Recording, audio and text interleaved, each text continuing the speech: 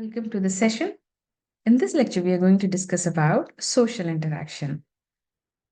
Social interaction refers to the way how individuals engage with each other by exchanging information, feelings, by using verbal and non-verbal communication. Social interaction can take various forms, including face-to-face conversation, written communications, making actions and gestures, and other behaviors that facilitate communication and connection between individuals. This chapter tries to explain us how the technology helps in social interaction when the different communicating parties are present together and also they are physically apart. The agenda for this chapter includes the essence of understanding the social interaction, carrying out or understanding different mechanisms in the conversations, understanding the social presence, understanding how technologies help in social carrying out social interactions, creating social presence, and playing social games. Understanding how the video conferencing have evolved over time from COVID-19 onwards in making the communication possible with different places wherein these communicating parties are present. Understanding how technology can help the people co-present when they are physically apart. Now, going forward, let us understand what is the meaning of social interaction. We live together, we work, we play, and we talk to each other and socialize. Social technologies developed over time have enabled us to keep up with the to keep up being social even when we are apart. Technology is everywhere, helping us with living, working, playing, talking, and socializing. It is designed in a way that it is possible for communicating parties to engage with each other even when they are physically apart. However, different technologies can affect the social experience in different ways. For example, some encourage social interactions with automated machine apps like Alexa. Others feel that it has a negative impact on everyday conversation. By looking, yeah, take a look at this picture and understand what are the drawbacks and what are the advantages of spending too much time on digital bubbles. Referring to the idea, the people, when they get isolated and engage in their own social space, may result in spending too much time in it, create a feeling of isolation, gathering misinformation or wrong information, and losing the sense of reality. However, if purposelessly lot of time is spent on the on in our own digital bubbles, it may create impact on mental health. As individuals may compare their life with with the social status that are present or given in the Facebook, for example. It may result in issues such as comparison, anxiety, feeling lonely. However, if the digital tools are used properly, then the challenge of overspending time online can be addressed. For example, if we are very keen about understanding from where the information, from which sources are we gathering the information, point number one. Are we taking care about taking actions on the information which is authentic?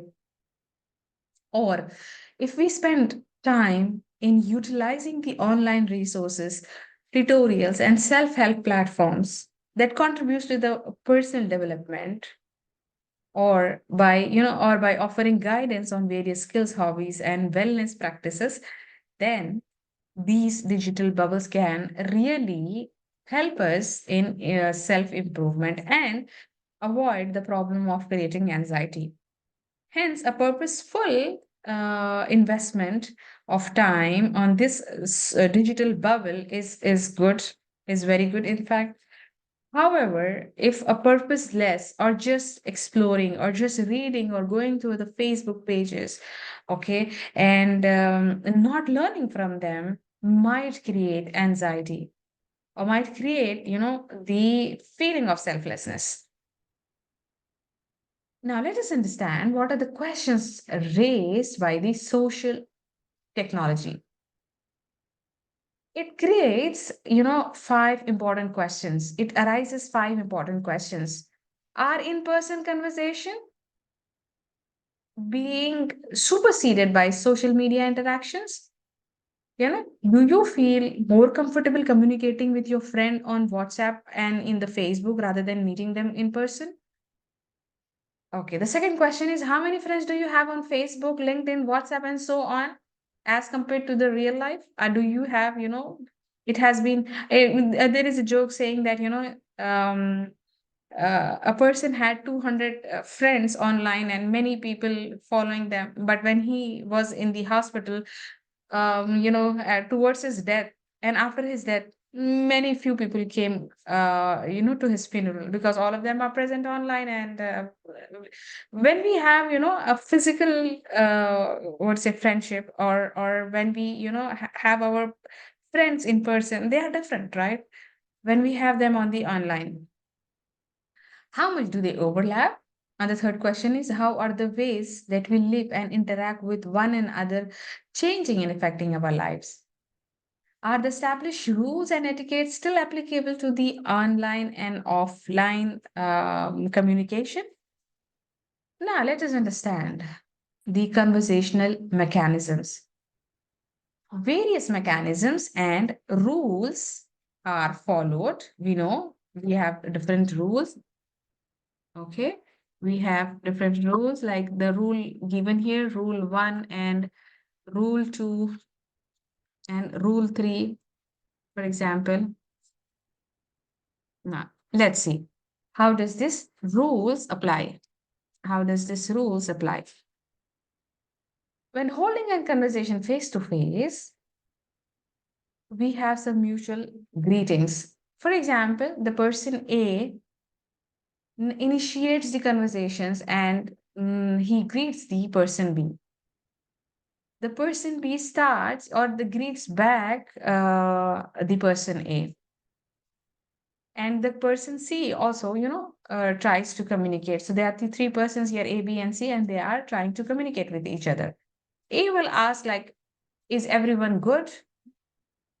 Okay. Then C responds in this case. And B also says the life is treating so and so. So A again says, how are you? Then this third person says, I am okay. So if you see here, everyone is, talking in their turns. This is called as turn taking. So the physical communication have certain rules wherein person A initiates the conversation, B and C follows or responds back to the person A. There are three rules as given by Sack and his team in 1978. The rule one says the current speaker chooses the next speaker. For example, if I want to ask, a question into the class, then I select one student, then I ask the question. The student or the other person decides to start speaking then. And the current speaker continues talking. So there are three rules. The current speaker chooses the other person, and the other person starts or decides to speak or respond back, and uh, the person continues to talk. Turn taking can be used to coordinate conversation. For example, a person A, the person A is saying, "Can we meet at 8?" The other person is saying, "Maybe a bit later." Then, in the other case, person A says, "Can we meet at 8?" The B person is saying that he is available, and wow, look at him. It's like, the third one, the second one here is engaged, is, talking about something else. And then the first person responds to this question of person B. And then the person B tells that, "Is it possible to meet after 8?" So it's like, you are saying, you are asking a question to your friend is talking about something else, and then you respond on that something else, and then your friend is talking about the first question, what you posed to her. This is also, a kind of a turn taking. Back channeling is you signal to continue and to follow. For example, giving conversations like and like this. This is called as back channeling. There are signals to continue and follow on the topic. A farewell ritual is, giving a bye to your friend, or saying "see you" or "see you later," okay, or "see you at." These are all called as farewell rituals. Implicit and explicit cues. For instance, looking at a watch or fetching with a coat and a bag tells that, you want to leave or you're getting late. Explicitly, you can say, "Oh dear, look at time. I must go. I must be running late. I am running late." So implicitly, for example, if you have a conversation for a longer time and you want to end the conversation, indirectly you can look at the clock or in your watch and give a sense of eager to close the conversation. Or directly you can say, "Look at the time. Oh dear, look at the time, and I must go now." For example, "I'm running late." You can say like this. This all comes in the implicit and explicit cues. Breakdowns in the conversations can help you overcome the misunderstandings that can arise in the communication. For example, uh, you are asking your friend, about something. That, "Is this the one?" And your friend says, "No, no, no, this is not the one. I'm talking about something else." Okay, so breaking down the questions in the conversation can help you, figure out the misunderstandings. Also, you can say what, how, like questions like this. Now, what happens when we are communicating online? Do we apply the same rules? What do you think? Do we apply some rules? Or are there different kinds of breakdowns? How do people, handle them in the emails, instant messaging, texting, Skype, and video conferencing, when in order to converse and reply? Having new conversational mechanisms uh, coming up in the social media have many new conversations have come into existence in the social media. For example, do people greet each other in the same way, depending on whether they are chatting online or doing a party on Skype? Do people take turns when online chatting in the way they do when they are doing it face to face? In order to answer these questions, we next describe the core social mechanisms that exist in face to face interactions. Okay, or for example, on the phone. Now, conversations can take place online in online chatting or IM or WhatsApp. Okay, and it is up to the people to start the conversation with the greeting, because we cannot we cannot type too many in messages. So it people Some people they start with a conversation, they start with a greeting. Some people directly send the direct message, and some close the conversation by saying take care or see you, or the others just they prefer to write the message. If they get the answer, they are quiet. Understand, this quietness means that they got the answer. Otherwise they send you a question mark. So there are different ways in which people are communicating with each other.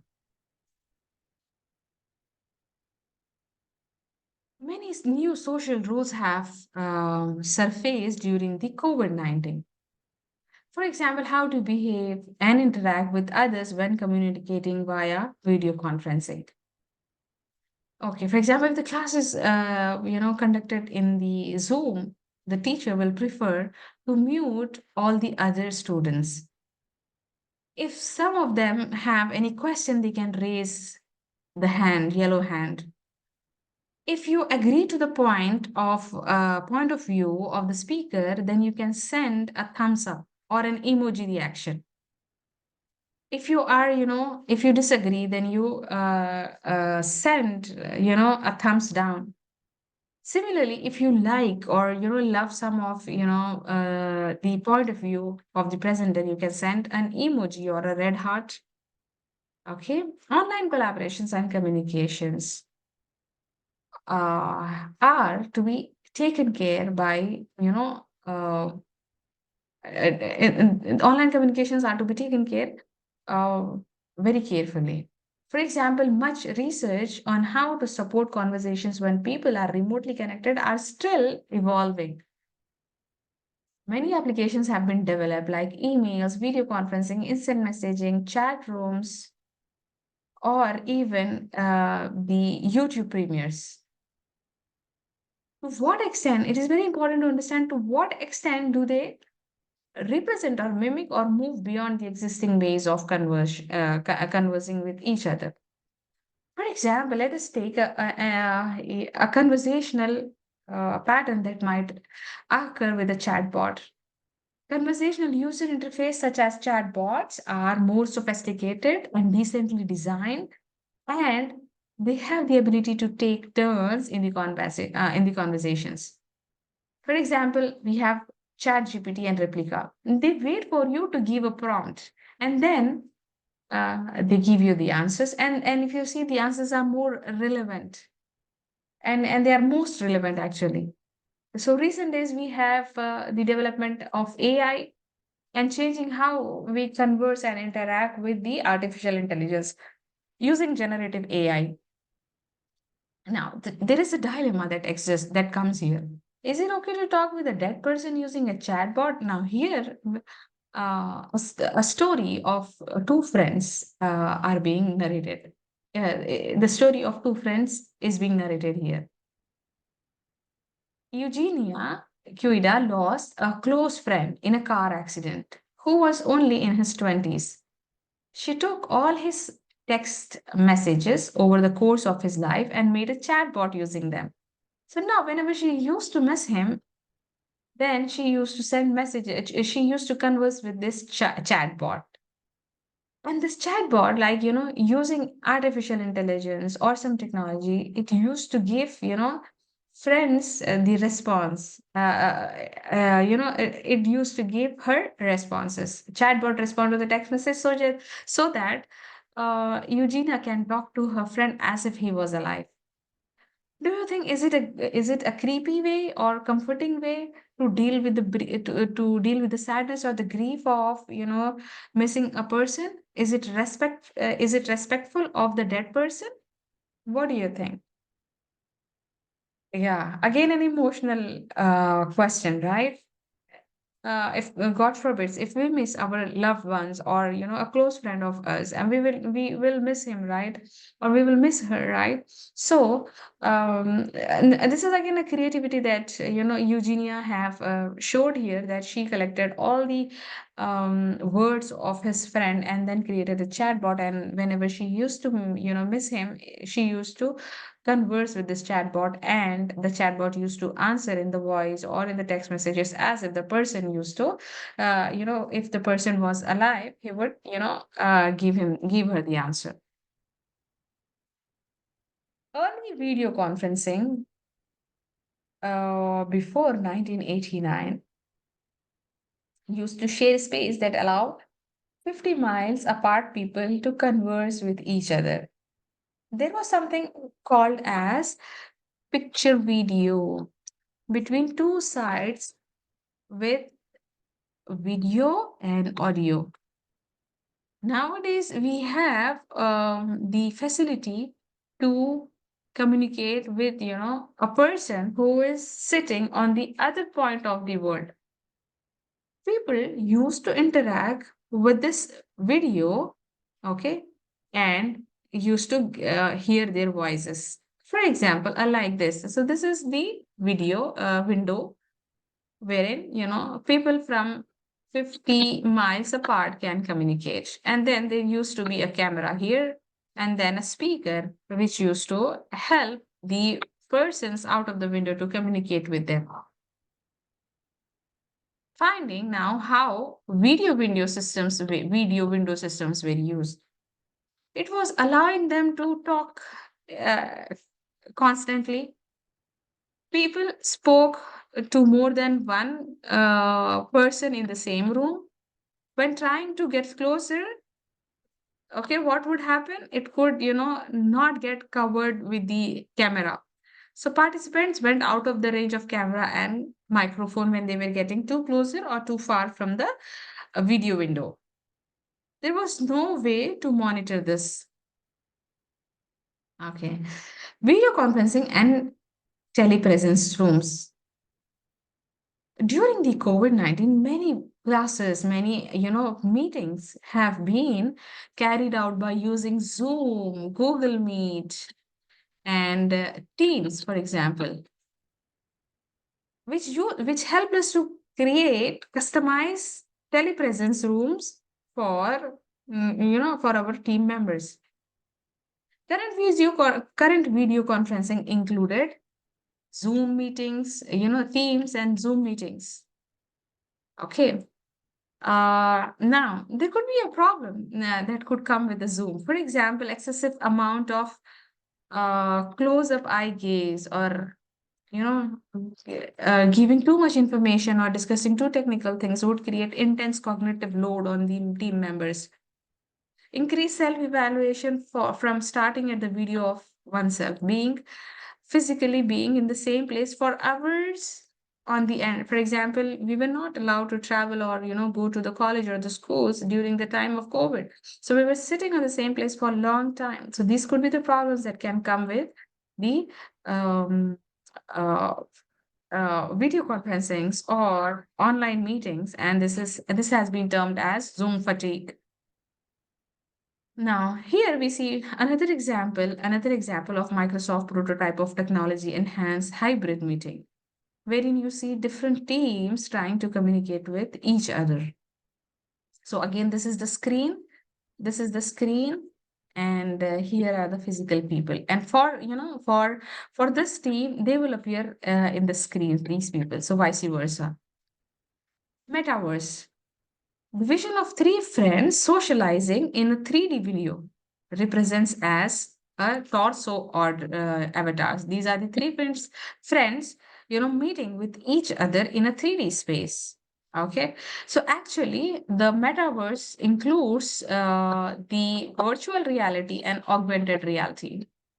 And nowadays, we are using this virtual reality in medicines also, in medical treatments as well.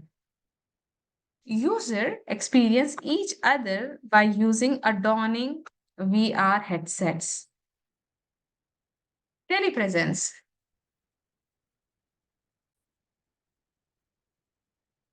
Social presence refers to the sense of getting connected with each other in a social environment. However, it is also possible to meet with our friends when we are physically apart.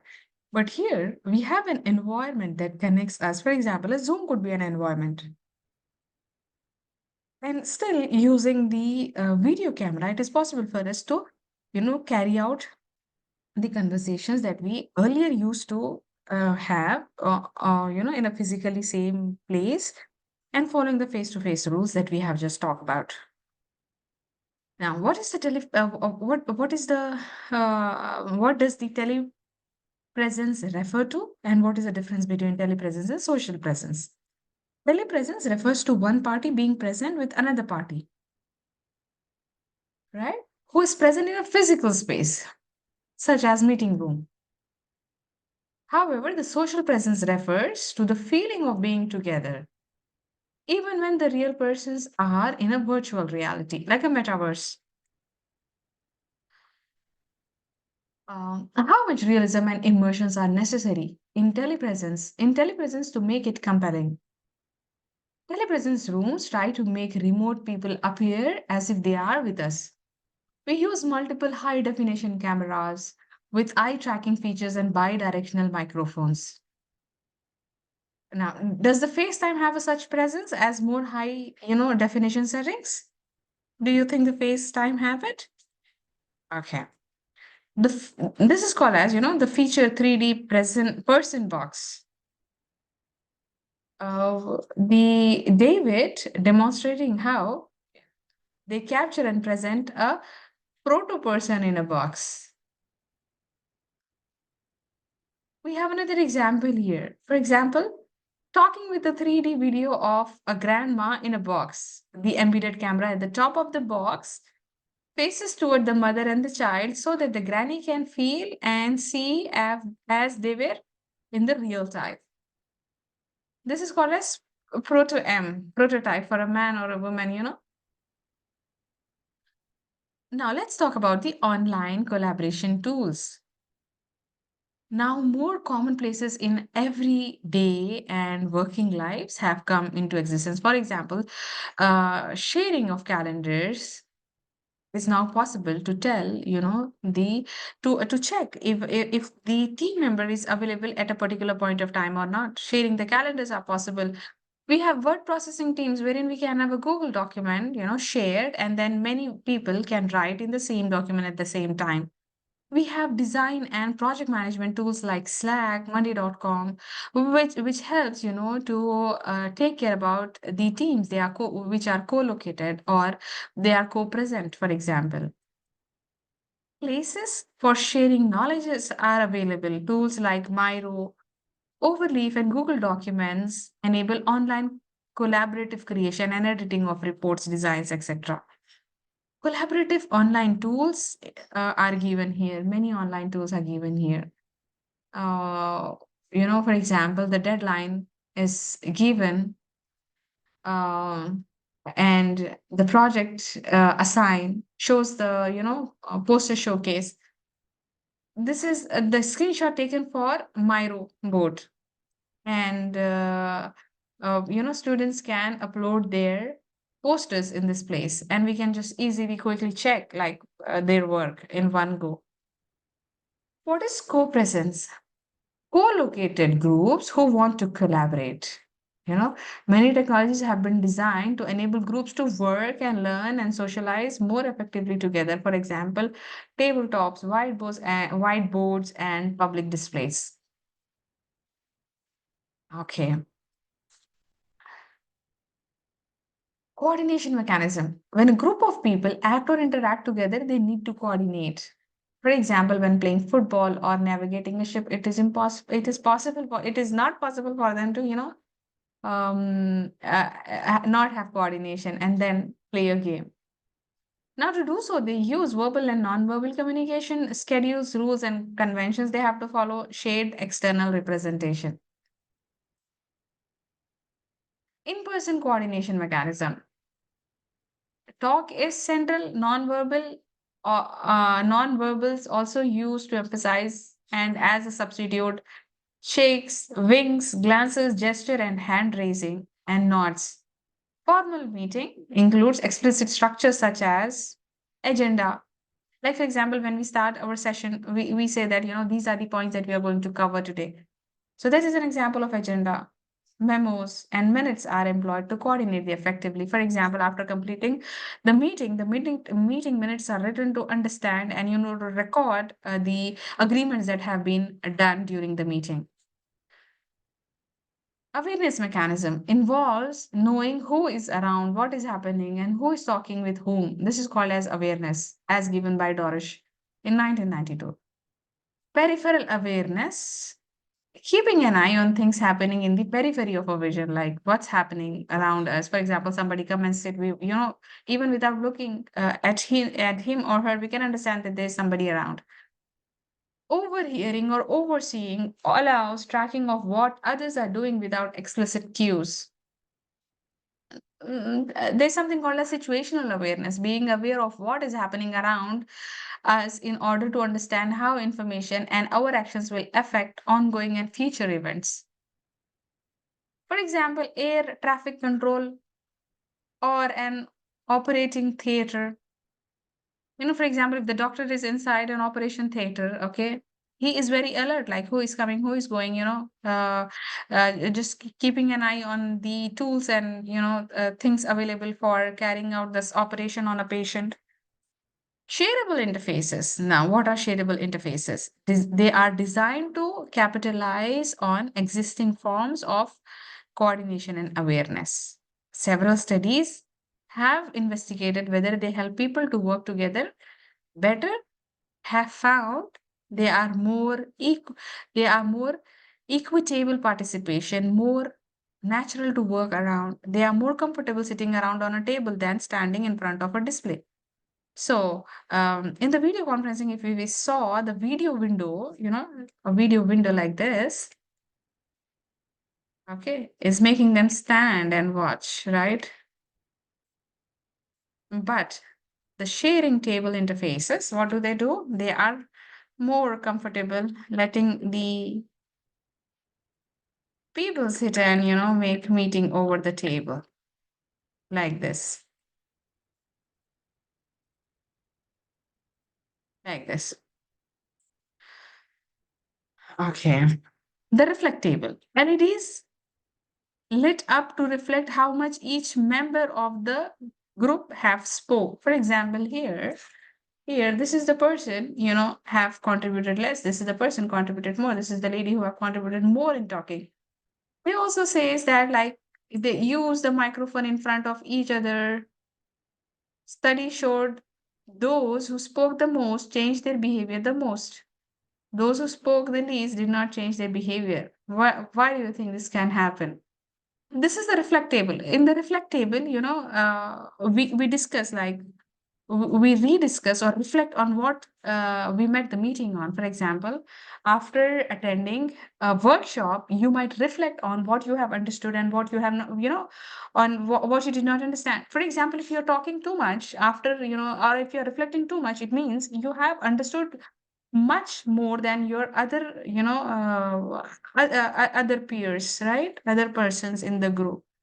Reflecting less means you understood less. This is what the reflect table is saying. What do you think? This is correct or not? Yeah, we tend to participate more when we understand more, right? Or when we want to show that we have understood and we are into the situation. Now, playing together in the same virtual space by using augmented reality or sandbox at different by using different applications. Visitor sculpts landscapes out of sand. System reacts with a changing, superimposed digital colored landscape. For example, the landscape is given here. Now, people are trying. Let me take the cursor. Yeah, this is the digital space. And then people are trying to, people are trying to interact with it, participate in it. There's something also called as people lens, which is mounted on the head. It enables or enhances a blind child spatial awareness of those around them. For example, this headset is identifying the voice of Amy, and then here the boy can easily identify that Amy is talking. Okay. Social games. They are designed for social interaction, can be played indoor or outdoors with and without technology. For examples include board games, tabletop games, and video games such as Minecraft.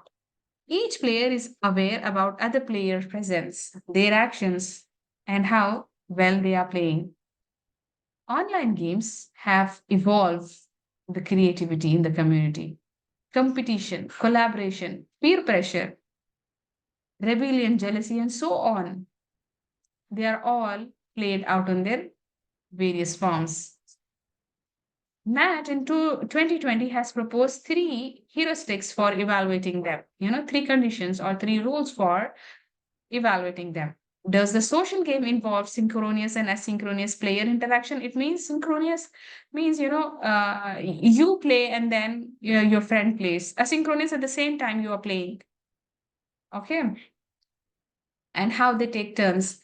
Is the social interaction symmetrical or in asymmetrical in the sense that does forming a relationship requires input from both the parties? Or it is formed unilaterally or by a single party? Okay, the third heuristic says that does the social relationship involves strong or weak ties in the sense of whether the relationship between the players become deep and long lasting or are they transitory. By asking this question, game designer can think about the kinds of social interaction they want to support.